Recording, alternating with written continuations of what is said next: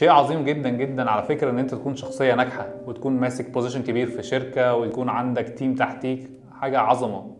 بس اسالك سؤال بديهي جدا جدا، انت ليه بتعمل كده؟ انت ليه بتعمل اللي انت بتعمله ده؟ تقول لي لا انا كنت عايز انجح عشان يبقى معايا فلوس كتير، عشان اجيب بيت حلو لعيالي واعيشهم احسن عيشة.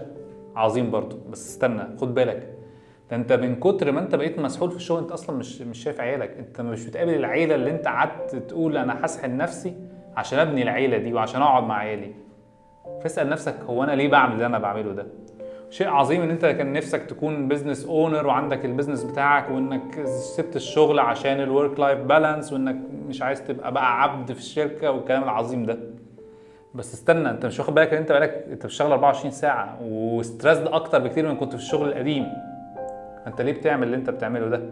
وانت شيء عظيم ان انت شخصيه ناجحه ومؤثره. ولما بسالك ليه بتقولي عشان اكون رول موديل لاولادي، بس انت اصلا بترجعي من الشغل مش طايقه نفسك وتعاملي اولادك اسوأ معامله. فانت كده رول موديل ولا مش ده اللي انت كنت عايزاه؟ كل اللي حكيناه ده عظيم، محتاجين بس نقف وقفه بسيطه جدا ونسال سؤال بديهي، هو انا ليه بعمل اللي انا بعمله ده؟